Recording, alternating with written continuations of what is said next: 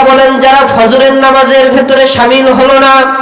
বুখারীর বর্ণনার ভেতরে এসেছে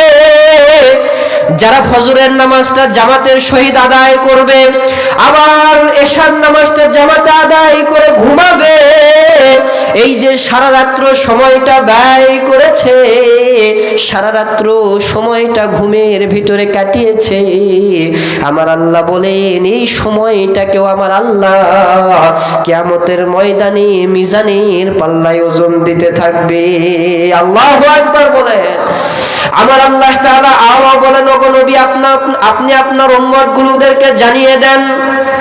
আপনি আপনার উম্মতগুলোদেরকে সুন্দর করে বলে দেন,